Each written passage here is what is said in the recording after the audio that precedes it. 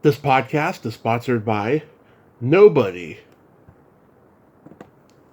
Hey dudes, this is Marilyn Gigliotti, Veronica in Clerks, and you're listening to Tommy Throwback Kovac on Splat from the Past. Sorry, Tommy, Veronica isn't real. Hey dudes, welcome to Splat from the Past, the only 80s themed horror sci-fi show where things can get totally radical. Now today, I am just so fucking excited because today I'll be interviewing Paris Petrick. Paris was Kevin Smith's first employee at View Askew Productions, and she played Tory, the awful friend in Chasing Amy, the awful friend who ruins Alyssa Jones's moment of announcing that she's in love with a guy. And we're going to have a great conversation today.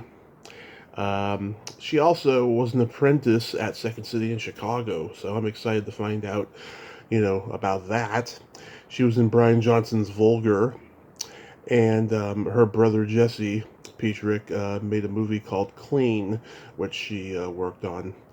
And it's going to be a great conversation today, and I can't wait. She's an absolute sweetheart. I talked to her on the phone a couple weeks ago, and I'm really looking forward to it. April has just been a blessing and a godsend, and I am so friggin' lucky. I cannot wait until May comes up, and it's going to keep getting better and better.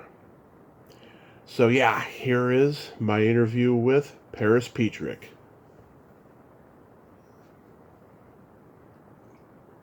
Hello? Hey Paris, welcome to the show. How are you today? I'm good. Hi, Tommy. This is such a great honor. Thank you for taking the time today. Oh my gosh, this is really exciting. Do you know what happened today? I got an email this morning from Kevin. And you're not going to believe this, but today is officially Chasing Amy Day. They are calling it today, 4/20 is the official 25-year anniversary of Chasing Amy. How crazy. That is fucking awesome. I'm so happy. 25 years. I don't know if that's awesome. I think it is. I love it. I love it. Oh, I'm so glad. Yay! So tell me, what questions do you have for me, Tommy?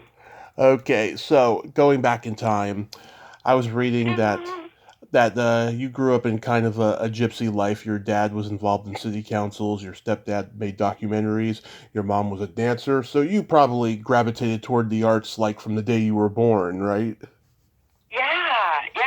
I grew up on stage, and actually, it's because we traveled around with the ballet company. Ballet Idaho is what my mom started. Mm-hmm. We toured around the country, so my memories are, hanging lights and backdrops and stuff as early as 4 and 5 years old. So, yeah, that's where I'm most comfortable. But, yeah, my actual birth father, who I met when I was 21, was a filmmaker. Mm-hmm. And I didn't even know. And I went into film full force before even meeting him. And he had, 2 award-winning documentaries for PBS. So, Nice. Pretty cool. Nice. Were you doing school plays and community theater? Oh, yeah, always. And university shows. I actually got to be in a university show when I was only 11, which was fun. So that was kind of the start for me. But when we moved to Chicago, which I think you saw, yep. That's when I worked with Paul Sills and was able to intern under him and work on Second City Theater stage and, babysit for Jim Belushi and stuff. So it was pretty cool at such a young age to be able to do that. Yeah, so who were the guys that were there at Second City when you were there? Was Jim Belushi and... John Belushi had just passed, and mind you, I was in 7th grade, so, my understanding of who these people were wasn't that all cued in, but they... I remember going to Jim's house and seeing the Gold album from the Blues Brothers on his wall. So I knew who they were, but as far as who was actually at Second City at the time, I'm not really even sure. Other than Paul, I don't really know. But but I know they were great. Yeah, let's see. I mean, during that time, it was the early '80s. It was probably Tim Yeah, Kazar, 1981, 82. Yeah, Oh, so it was probably mm-hmm. Tim Kazurinsky and Lance Kinsey and John Kapelis, people like that. Yeah, was Del Close there? Say that again? Was Del Close still there? I don't know. Yeah, You have a better understanding of it than I do. he's the founding father of Second City, and like Honestly, I really don't know. The only one that I really got to know was Paul Sills, because he had that apprenticeship, and he was the creator of Theater Games. And so what we did as younger folks was mostly improvisational work and performances. I did get to step in for one of the performances of, was it at the Organic Theater? I'm trying to remember. And we did ER. Which, I got wheeled out as a, sick person who never had a line, but it was really exciting to be, the beginnings of that, which ended up, I think, as a TV show. So. Yeah, it was 2 TV shows. There was a short-lived medical sitcom called ER with Elliot Gould. Yeah. Right. That's right. You knew that one too. Good for you. Well, I'm a sponge. Great. So Better memory than I do. I have limited memories. Well, I have a lot of memories of the stories and stuff that have happened during that time when we did Chasing Amy and stuff. So those will be fun to share. And I have to say, because Tommy, I've not done one of these podcasts for anyone. So some of the stories that I have, nobody has. So this is, I've been reluctant to share, as you and I talked about. Yeah. Kevin and I are good friends, and when he hired me, so I was the first. So I've sort of kept that as a really important little fixture in my life and not shared much. But I think in 25 years, I think there's some stories that can come out. Yeah. So we'll see. Yeah. No, you're doing just fine, Paris. You really are. Thank you, sweetheart. Thank you. Yes. So, okay, 1993, you meet Kevin after he sees a production you directed, right? So, was he specifically looking for someone to be involved in Clerks that night? No. So that night, and I'll just back up just a little bit. My student, because where I directed was his old high school. Yeah. And so I came into Highlands, where he grew up, and I was going to open a performing arts center downtown. That was my goal. And so someone said, well, you should kind of get the high school involved and see if you can. So I went up to the high school and met the theater director, and she just sort of handed the reins over to me and let me start directing. So I ended up directing Godspell. And as I was working, doing the rehearsals, one of the students said, hey, there is a former student here, and he just had this movie come out, and they're doing a showing. Why don't we go see it? And so I went, and it was Clerks, and it was like at a local place, and it was really cute. You know what I mean? Like I didn't really know much about anything yet, and I thought it was, it's really cool. But I wasn't really into it. Yeah. Just me being honest. So I go back, and the show is closing. So closing night, he comes to the show. And this is so funny. And so during the middle of intermission, we both end up outside. And apparently, out of all those people, he and I are the only ones that smoked. And so we were standing next to each other, smoking cigarettes. And I said to him, hey, you're the guy that made that movie. And he goes, yeah. And I go, whoa, you got really lucky. And that sounds so bad. I mean, in retrospect, looking back at that sounds so cocky, and I wasn't meaning it in a cocky way at all. Yeah. But it was, I really actually meant, wow, that was really lucky. So at any rate, the show ends, and it was like this big wow, and he was super impressed. And he came to the cast party afterwards and laid down his credit card and paid for the whole thing. and got the word out that he wanted to talk with me. And at that time, I was going to be moving back out west. My life had changed, and so I had everything packed, and I was getting ready to go. And I ended up calling him, and we were supposed to meet at a restaurant, and he was like an hour plus late. And he comes in and says, hey, I'm not really hungry. Let's go back to my place. And so at this point, I really wasn't sure if we were on a date or if we were. I had no idea what was happening. And so I went to his house, and we sat and talked, and he, quizzed me about everything. Yeah. But my plans were that I wanted to open up this performing arts center, and why I was moving back out west and that kind of thing. And he said, I don't want you to leave. And I said, okay. And he said, I'm going to hire you. And I said, to do what? And he goes, I have no idea. I've never hired anybody before. So that was it. I changed my plans and did not move back out west and started working for him. And initially just sort of setting up an office for him out of his dining room. Yeah. And, I would go through his drawers, and it would be like electric bill and a movie contract and then a love letter. And then, so filing stuff became the beginnings of what is now View Askew Production Office. And that's how it began. That's amazing. I talk about this all the time. In those days, there was no internet. It was so much communal, the camaraderie that people had, everyone implicitly trusted each other. And just now it's so damn competitive. It seems like everybody's cocky and wants to be a narcissist because of the internet has enabled it, That's really true, actually.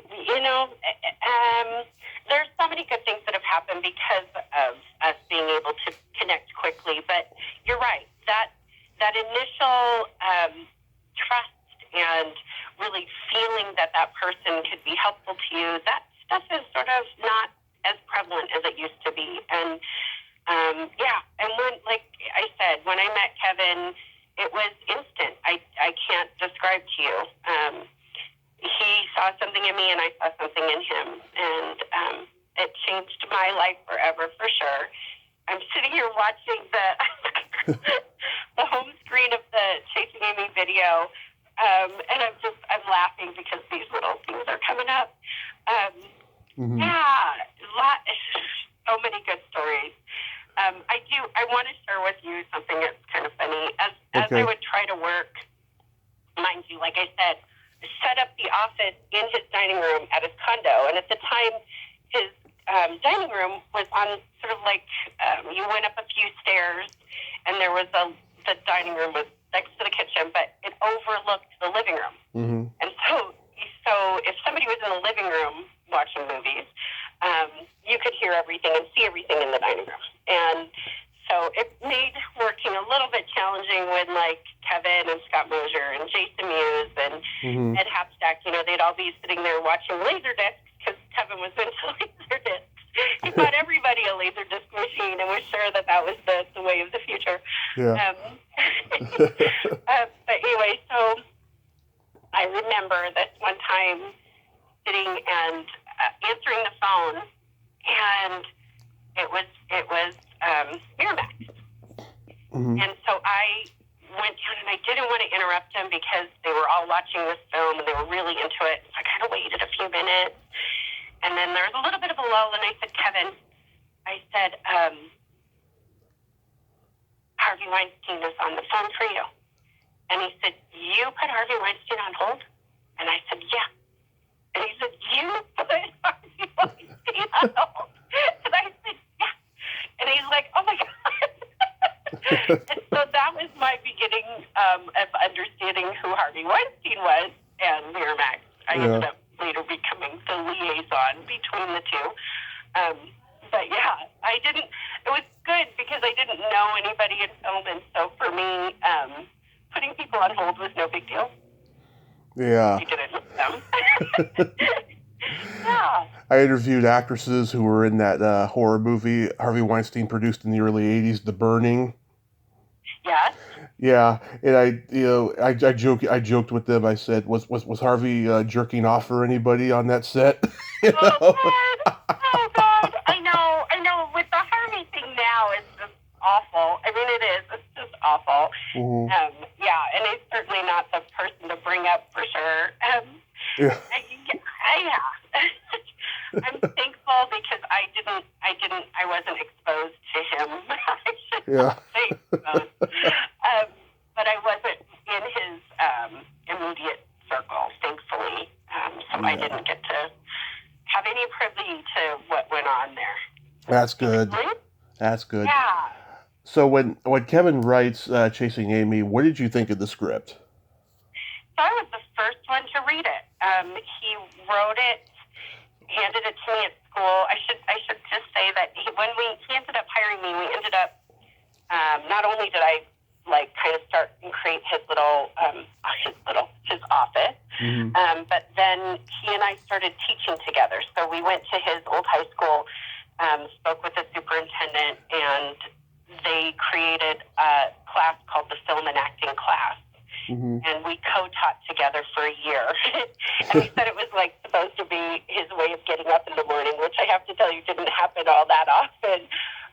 But it was really great. It was supposed to sort of kind of feed his soul as far as being with the young people and that kind of thing. So Chasing Amy, one day he handed me the script and told me to read it that night. And he knows I don't read very fast, so he's like, read it tonight. Yeah.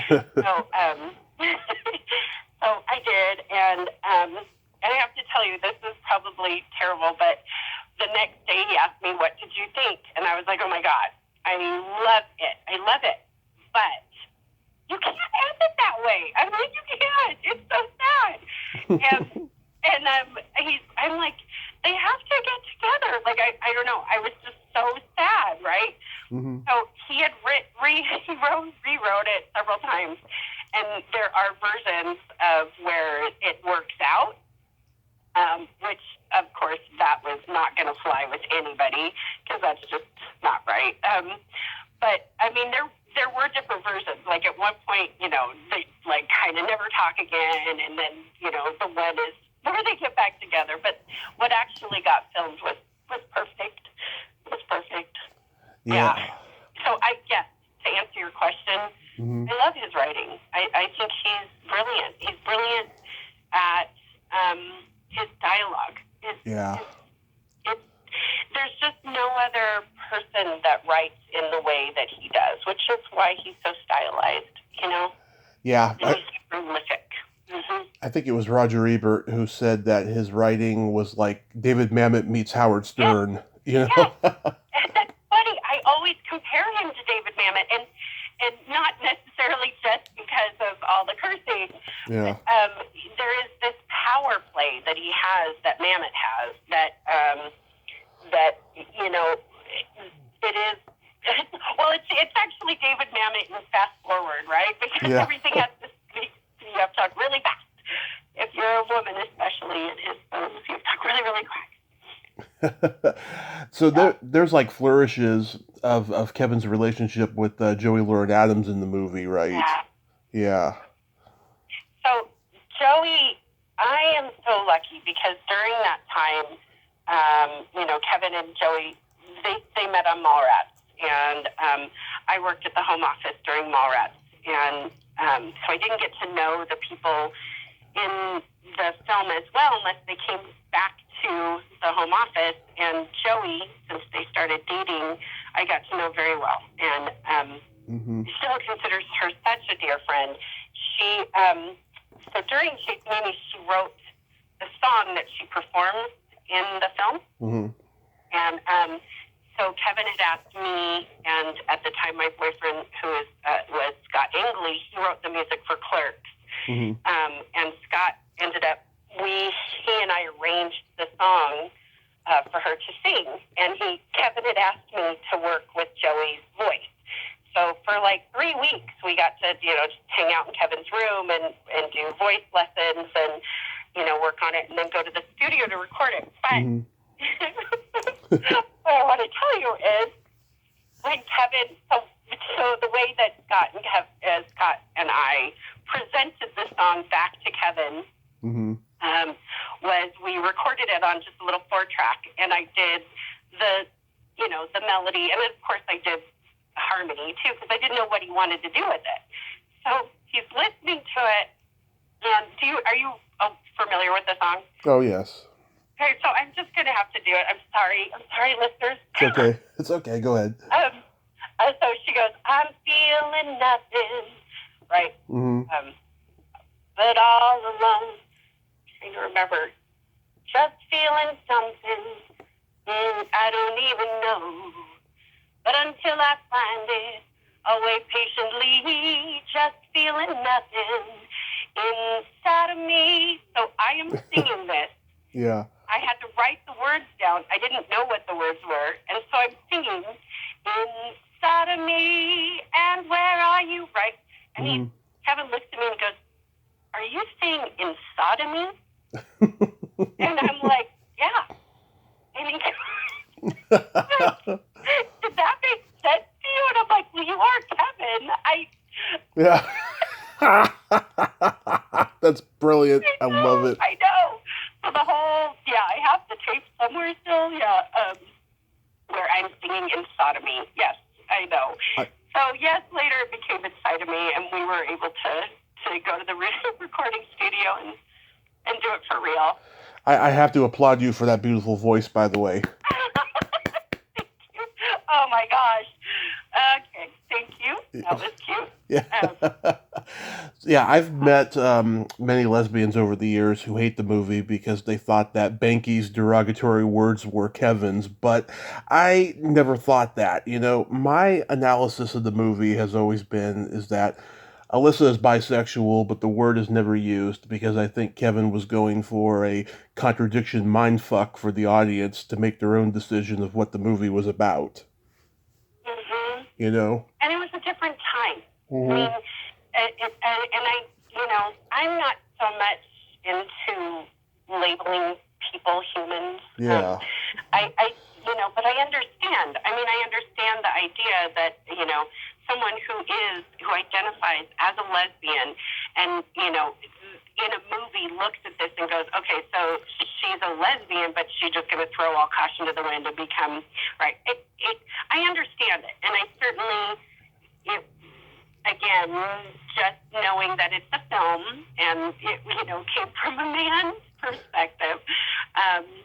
But, the lesbians that I know are all very, they think it's cute. They don't look at it beyond that. So I know. I certainly never wanted to upset anyone. Yeah. That's never anybody's goal, right? No. What's entertaining? Never is. No, I mean, in his first Q&A DVD show, that lesbian, got up to the mic, and kind of called him out for it, and Kevin just, played it cool, and what he said at the end made a lot of sense, about putting the gay friendly content out there, and not knowing, who your audience is going to be. Right. And again, it was a very different time. I mean, 25 years. Oh, my God. Yeah, I feel like an ancient person talking about it. Oh, my gosh. Did he ask you to play one of the friends in that apartment scene, or did you say, go ahead. That's a good question. So, because initially, Tommy, he wrote it and there were no women in the movie. It was a movie about lesbians and there were no women in it, just Joey. And so I think it was Miramax that asked him to write a scene that had some women in it. And so he did. He wrote my scene. And he came to me and he had me read it and then he said, pick which part you want, which, that's pretty awesome. So I chose Tory because I Dahlia has more lines. I really liked the character of Tory. Yeah. And I liked that she said another one bites the dust. I mean, I thought that was just such a fun line. Yeah. And I made the trailer. That's pretty amazing for how short my part was. And when we had the a party after we filmed, and I can't remember because it wasn't the wrap party. Mm-hmm. So I really don't know what party this was, but we got together at the restaurant that actually catered through the film, and Kevin had the trailer come back from Merrimack. Mm-hmm. And so at the end of the party, he played it, and it was such a shock to see myself in the trailer. I had no idea, and of course I went to Kevin and I said, thank you. I said, thank you for putting me in. He goes, I had nothing to do with it. He said it was Miramax. And I was like, yay, even better to be chosen, that was pretty neat. So, yeah. And a line that didn't actually make the film, but made it into the trailer. Yeah, well, she wasn't a very good friend because she had to break the awkward silence of Alyssa, coming out to you guys that she is in love with a man, and then completely ruins the moment, No, and we're such bitches to her. I feel so bad. I know if it was truly my friend, I would not do that. But right. I know, poor thing. Yeah, and also, too, I think if anyone had played that part, it would have ended up in the trailer because it was such a monumental scene and a monumental character that it had to be in the trailer, Thank you. Yes. I was grateful. I mean, I don't take it on as just like me, but I mean, as far as getting to choose that part and having it be somewhat important, it's just really fun. I'm very grateful. Yeah, very grateful. Yeah, I mean, when I realized that Chasing Amy was turning 25, I knew that you had to be the one that I had to find for an interview because I always thought that you were super cute and you had this, 1940s golden age of Hollywood look to you. Thank you. Yes. Thank you so much, Tony. That's really sweet. I absolutely mean it, yes. Definitely my feeling. I'm definitely probably from that era. Yeah. Yeah, so it's a great movie that still holds up. Do you have any dogma stories?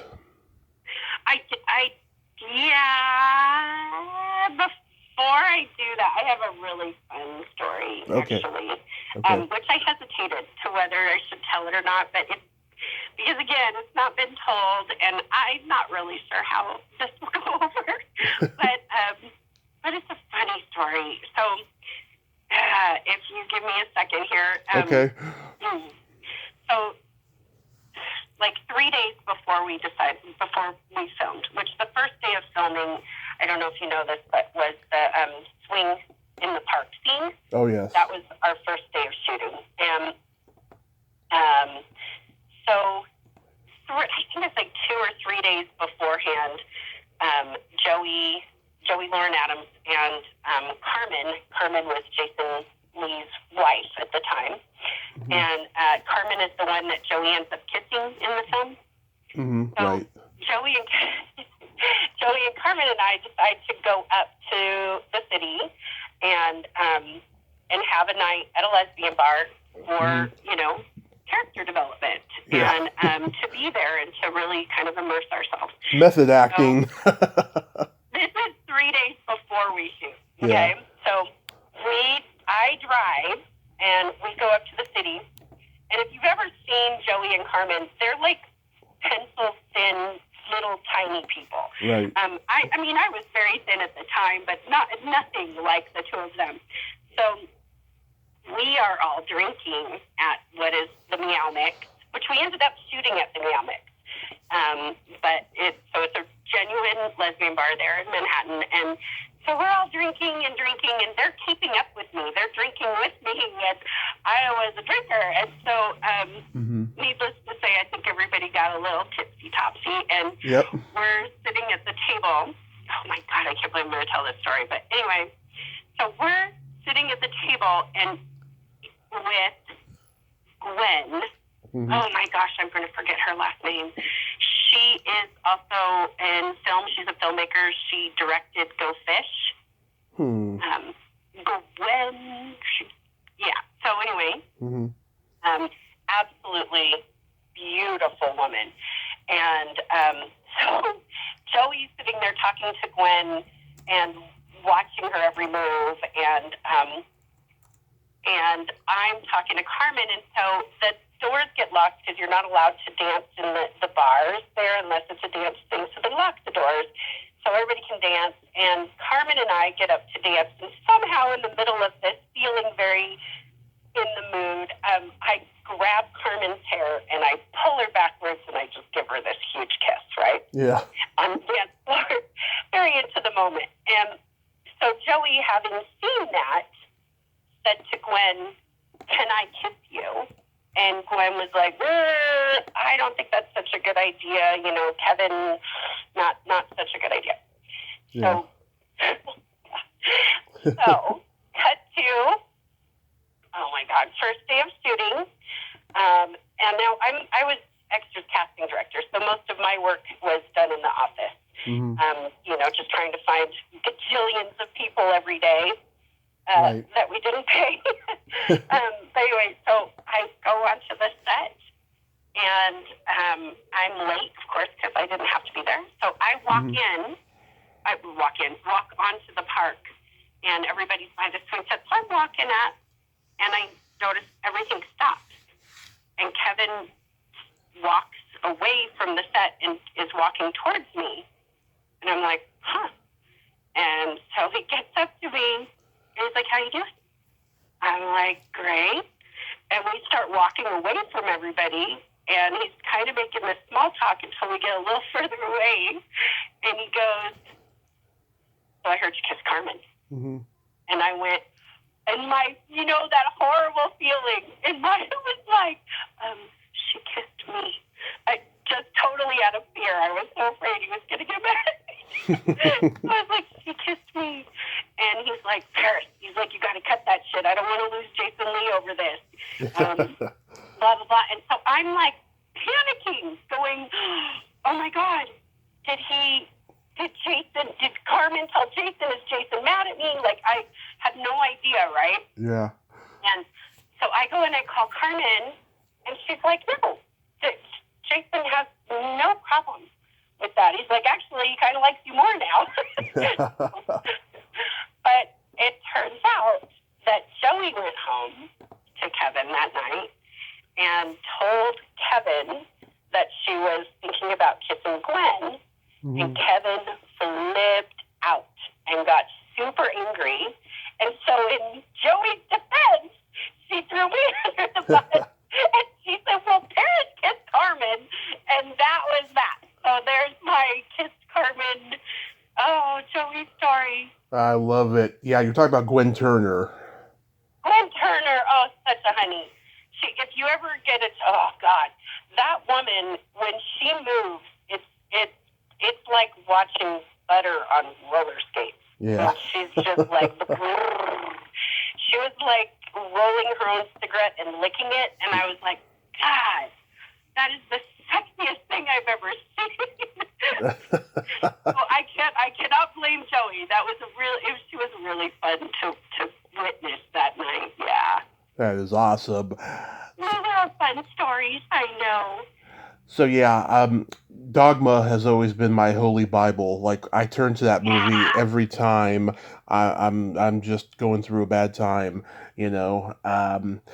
Yeah, I tried to get Lady Aberlin on here when I first started, and she thought all I wanted to talk about was Mr. Rogers, which was not the case. I wanted to talk about working with Kevin Smith. I wanted to talk about how she almost got cast as Barbara in Night of the Living Dead. I wanted to talk about all of that stuff, and she turned me down.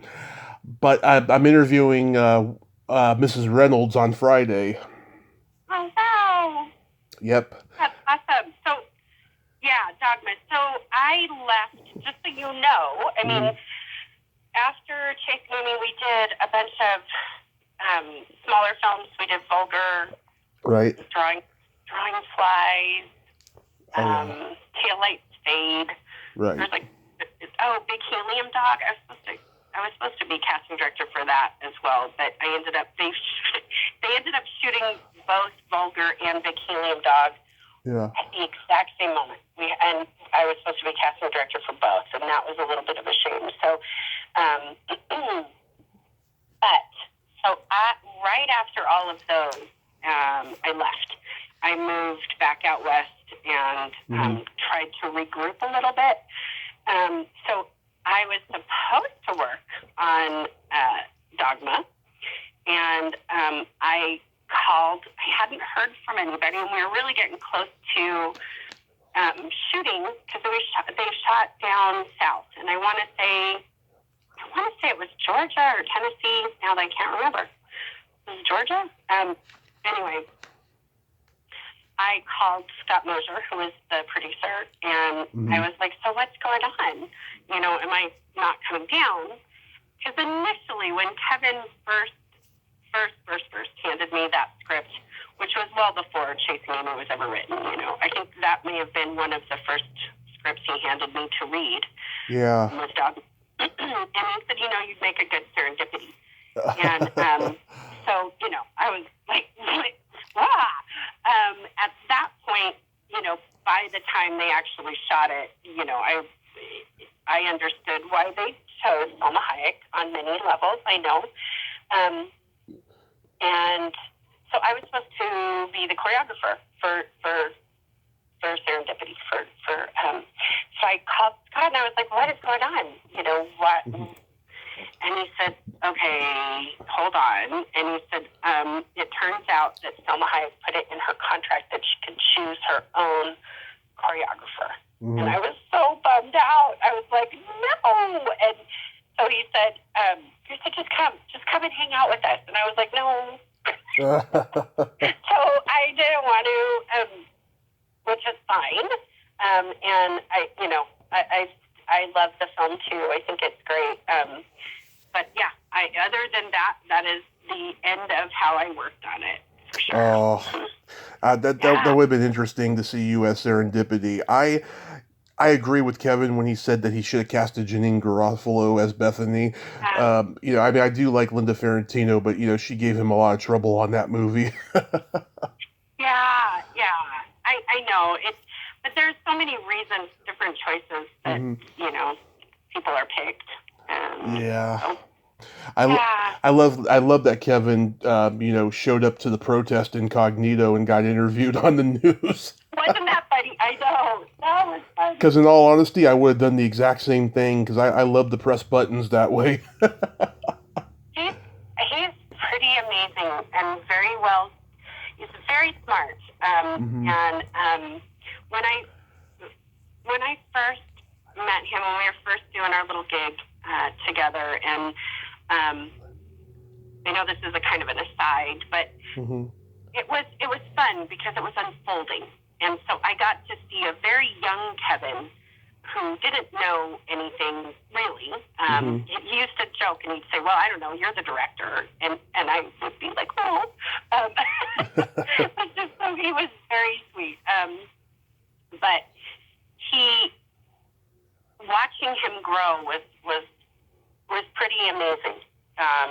And he surrounded himself with people he trusts, and he doesn't let go of them, which I think is wonderful.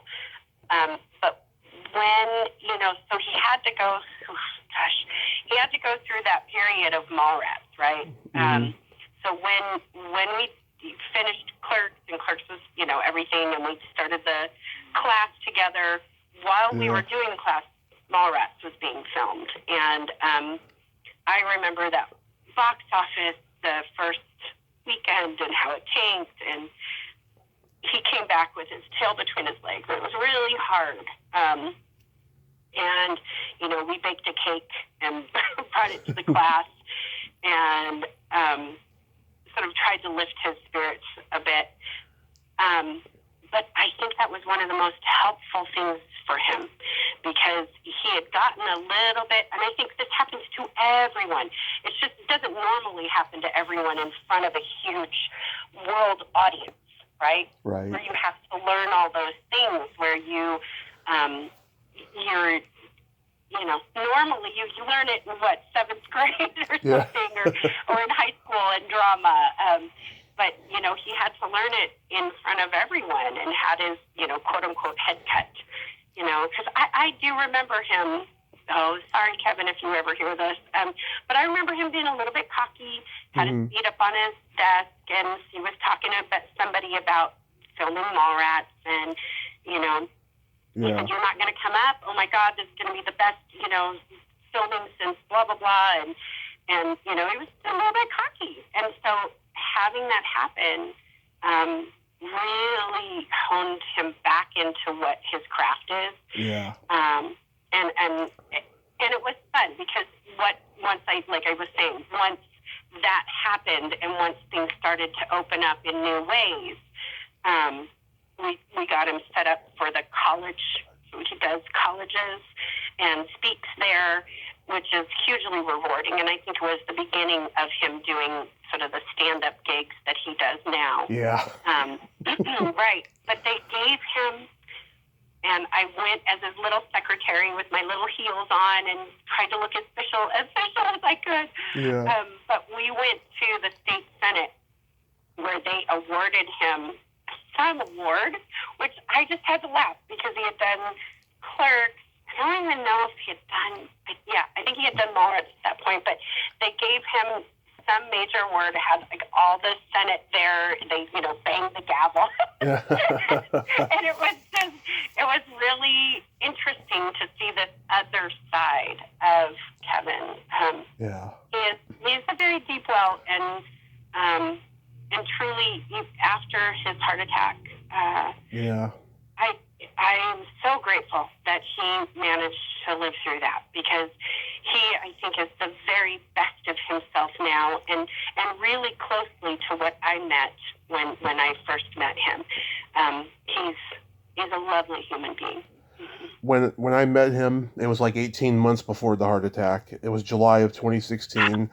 And this is such a great story. So, you know, my mom and I lived out of our suitcase for about 4 years because the economy in the Bay Area was just insane. You know, we had no place to live and everything.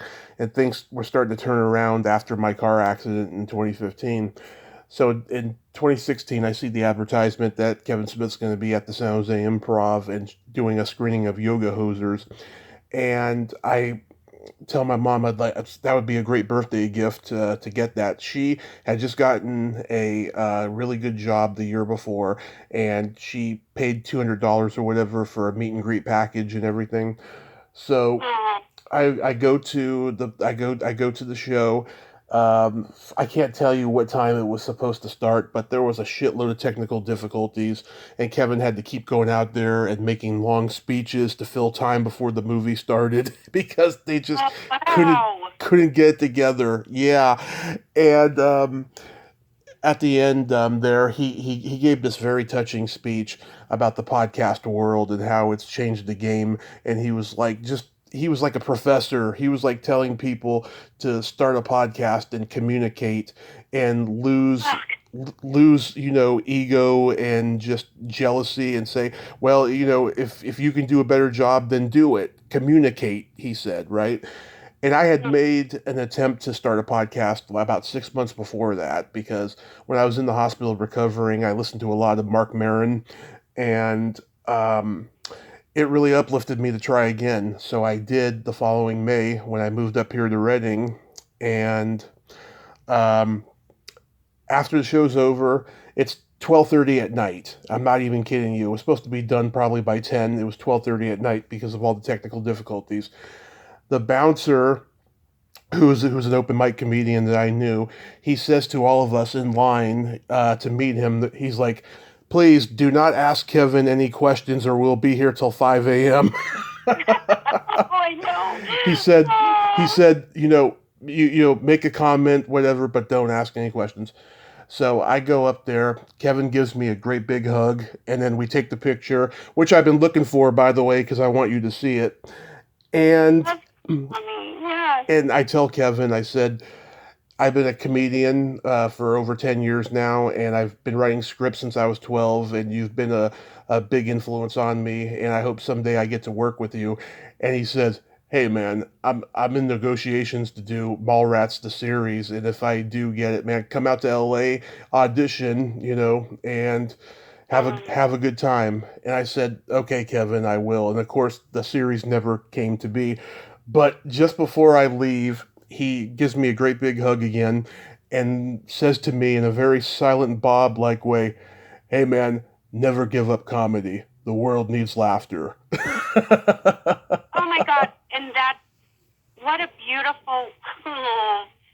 That Yeah. is Kevin. That is the true Kevin, and I am so grateful that he is still here on this earth to impart. It's almost like since he's had his heart attack that he knows he's on borrowed time, and so he's spreading that kind of joy and uplifting. I mean, that's what the world needs. And he's not wrong, Tommy. That's exactly right. Don't give up, because that is what we all need. We need laughter here. Yeah. Absolutely. Sure. Absolutely. So, yeah, I'd never seen Vulgar, but I heard in the first few minutes Brian O'Halloran gets raped in a clown outfit. Is that in the first? Can I be honest with you? So Brian Johnson, who's in Comic Book Men, right? Steve Dave, yeah. Yes, right. He is.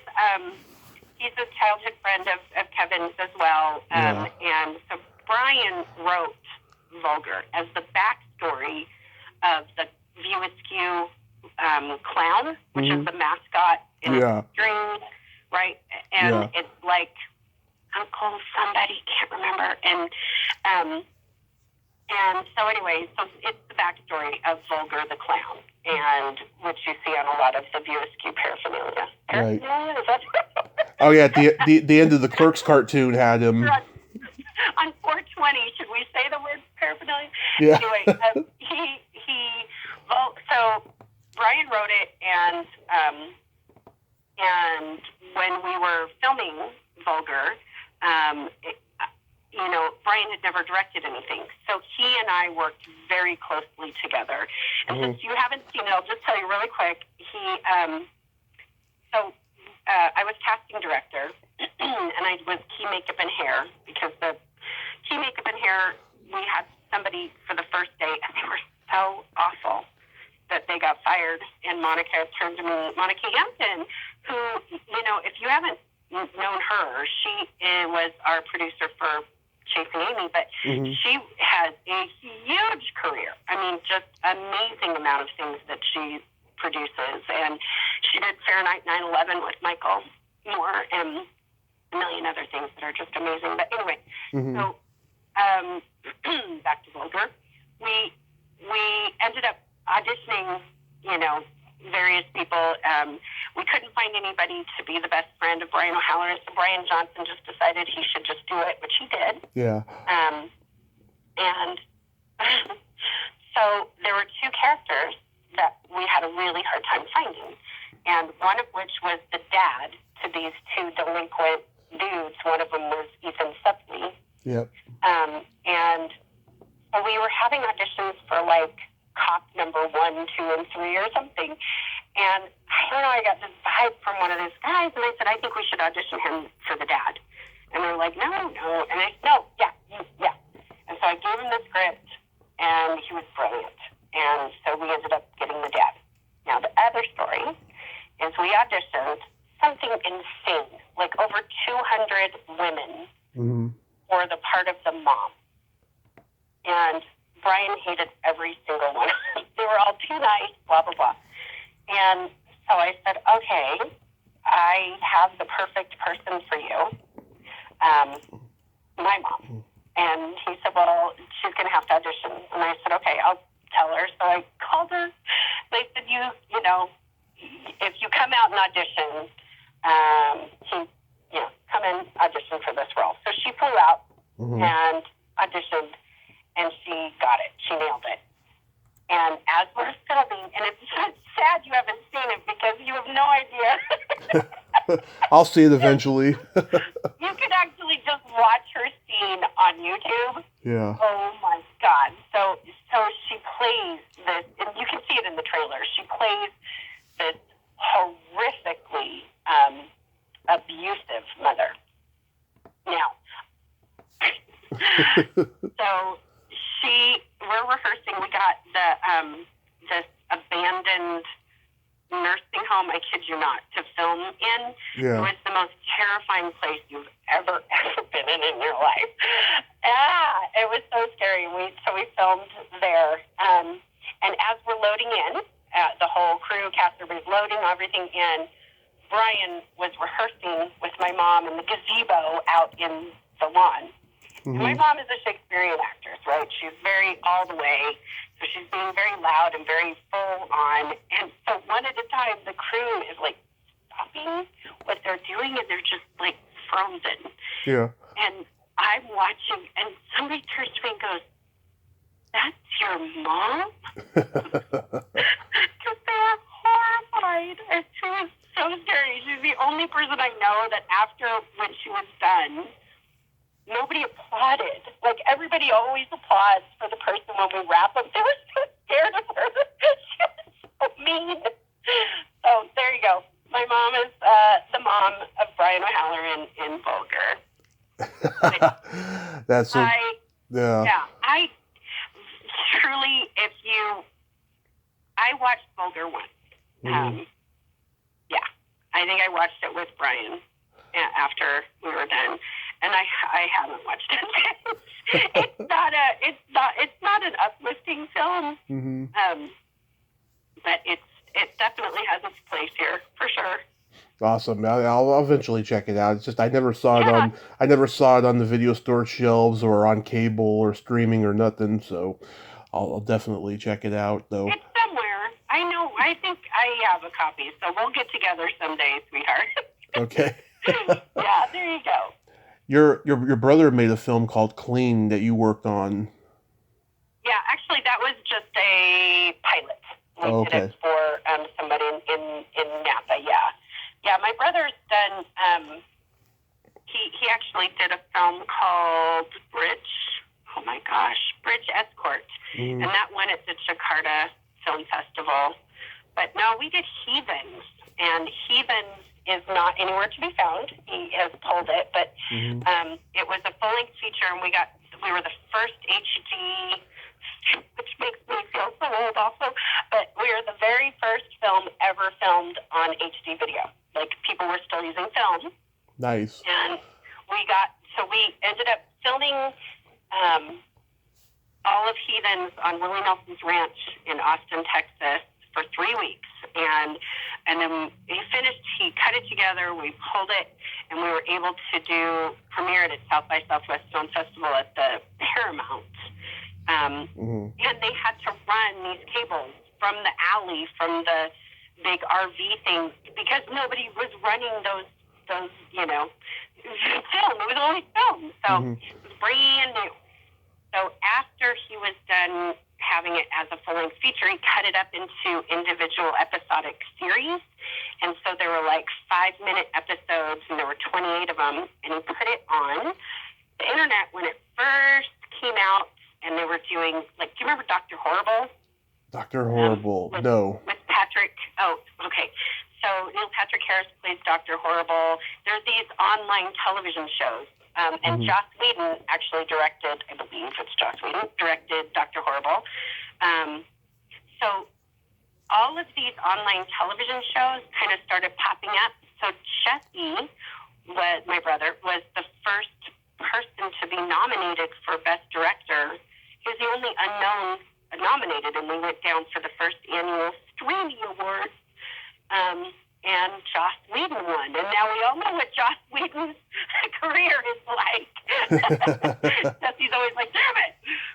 So there you go.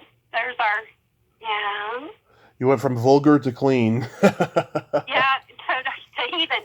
I know, Vulgar to Heathen. Seriously, if you look at my list of films made, it looks like I do porn. I mean, there's the names of everything. And then I did Stag. I mean, yeah. It does sound like porn films, yeah. I know. I promise they're not. So you mentioned to me that you have some 420 stories. God, do I? Oh shit. I have one. Okay. That I can remember that. Oh God. Okay. So, as I said, Kevin, I was almost living at Kevin's condo for a while. when he went off to do Mallrats. Ed Hapstack, who's in Clerks, he also was living there. And so I was in the garage with Ed and Jason Mewes, Jay. Ed and Jay and I was sitting on the motorcycle in the garage, and they were passing back and forth. I think it was a joint. And at the time, I did not smoke, right? Right. But in walks Kevin's mom. And I kid you not, I was holding the stupid joint because they were passing it from one to another, and I was in the middle. I was just holding it and passing it back and forth between them. And she walked in, and I ended up having, I don't know if I hid it, or what I did with it. But then she thought I smoked pot. And then she was not happy that I was working with Kevin.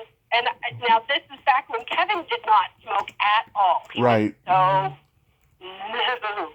And so, anyway, I didn't smoke back then, but I was accused of smoking. And there you go. Now I smoke for sure. Yeah, I've cut way back.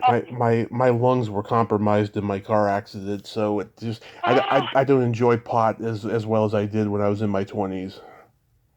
Yeah, and it's I understand. I'm sorry about that. That's hard. Car accidents are not easy to live from afterwards, for sure.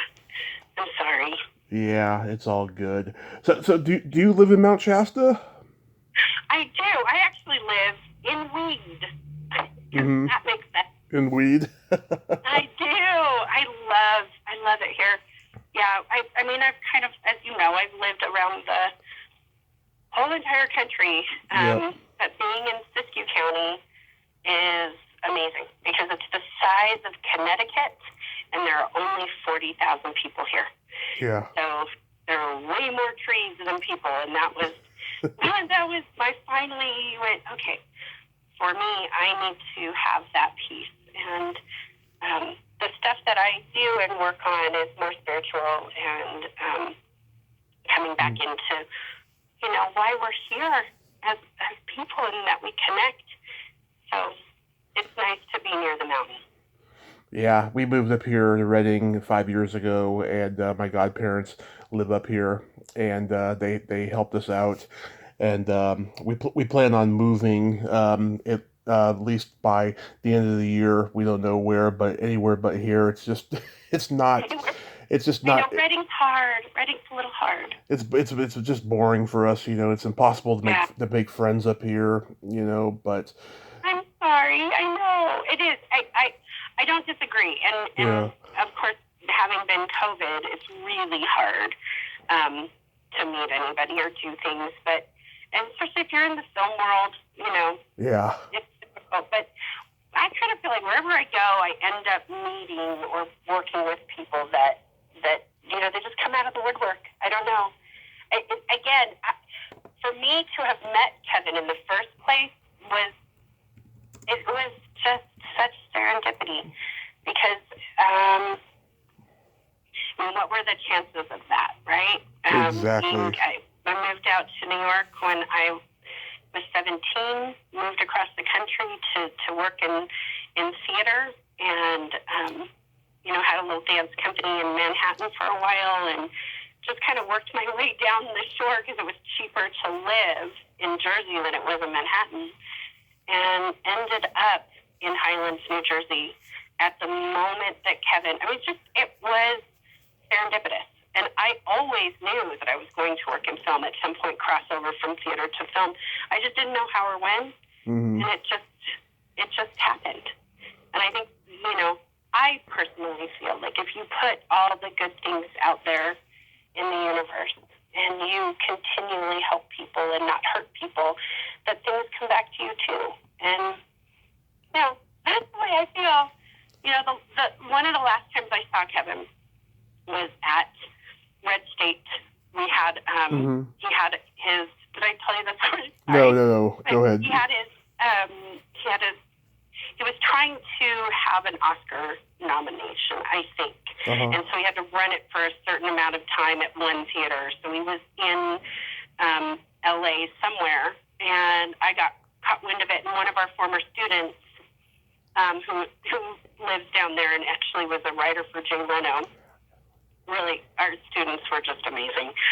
But anyway, so he came and picked me up and took me to see Kevin do Red State, where he was going to talk and show the film. So we watched the film, and then Kevin comes out. It's a little teeny theater. Mm-hmm. And I'm like third row center. I don't even know how that happened, but and I was holding in my hand a little gift for him, which was his performance in Greece in high school. He played Kaniki, and so I had it turned into a DVD, and I knew he didn't have a copy, so Yeah. So I had it, and so he comes out and he talks to the audience, and he gets lost, and he just kind of turns and looks at everybody and goes, "What was I saying?" And everybody's silent. And I said, "You were talking about your daughter, Harley?" And he looks out, not knowing who he's talking to. And he goes, "Oh my God, I need you in my life." And I stood up and I was like, "Kevin." I was like, "You have me in your life." It was such an odd moment. So there you go. I think when you do put things out there, we are all connected, and hopefully, as he is doing his thing and he is inspiring so many others like you, then you go off and you inspire others too. And that's what this is all about. I absolutely agree. And so it's time to play my secret silly game. This is... Oh, no, I'm going to lose. I always lose. That's not win or lose. It's just fun. Okay, good. Okay, sure.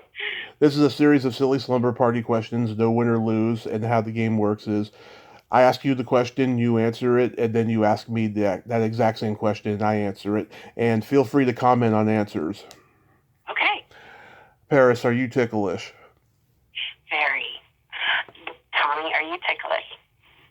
I am very ticklish. In fact, I've been known to hit people in the groin without warning. I'm so ticklish. No. Take good check, a good note to self. Yes.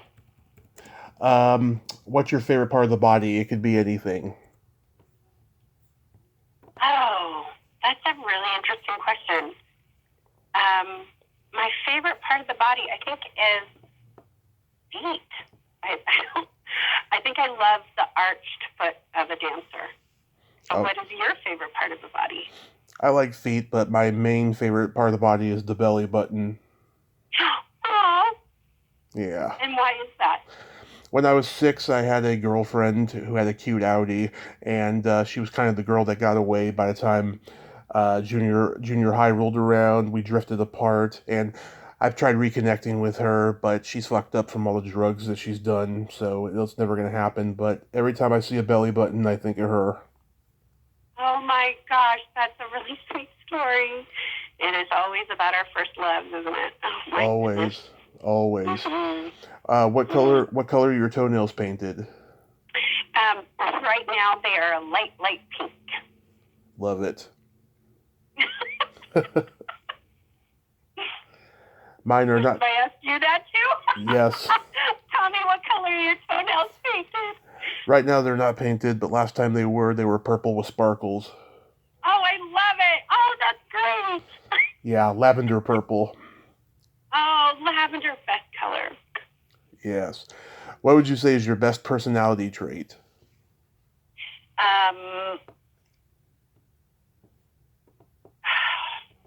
Joy, and I would say joy and open-mindedness. I agree. Yeah. I agree. And what is your best personality trait, Tommy? I have empathy and I have no filter. No. I don't know about the no filter thing, that scares me. But empathy is perfect. Good answer. Compassion and empathy, yes, for sure. Those are on mine too. And then my favorite question, is there a stinky smell that just makes you gag?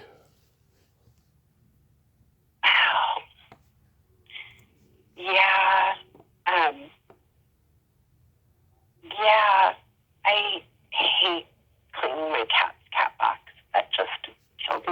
I used to have to clean Kevin's cat's cat box. Oh, yeah. That was part of my job.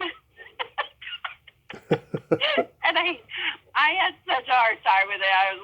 I was because I do gag. I have that gag thing, and my husband just laughs and thinks it's the most funniest thing. So yeah, I would say cat box. I'm struggling not to gag talking about it. But there you go.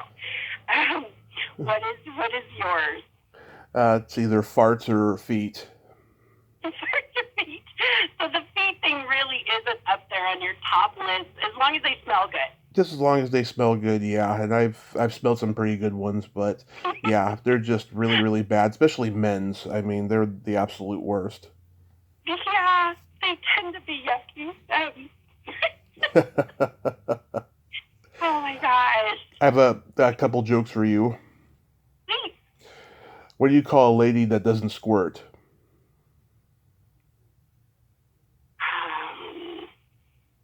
What do you call a lady that doesn't squirt? An underachiever. Aww. Oh dear. What do you call a boy that doesn't masturbate? What do you call a boy that doesn't masturbate? A liar. True. Bingo. That was good. Thank you. Paris, you've been just an awesome guest today, and I appreciate you coming on. This was such a pleasure. I'm so glad that you are following your heart, Tommy. What a wonderful thing to do. And you know what? How awesome for me to be a virgin with you and do this. Because, like I said, I was never going to do this because, I have some private things with Kevin and I treasure. But on this day, Chasing Amy Day 420, the 25th anniversary, I could not have asked for a better host than you, Tommy. So thank you so much. Oh, that just warms my heart, Paris. Thank you very much. Yes, you have yourself a great day and be safe and get high as a kite today. Yeah, I'm going to the dispensary now. All right. Have a wonderful day. You too, hon. Bye-bye. Okay, bye. Well, there you have it. Paris Petrick. Ain't she a sweetheart? Oh, what a great lady, huh? I'm so glad we had the conversation today. I don't think she was scandalous or revealing or anything. I think that she did just fine, and I'm proud to call her a new friend. Well, until next time, this is Tommy Throwback Kovac saying, there's no shame in living in the past, because the present sucks. Later, dudes.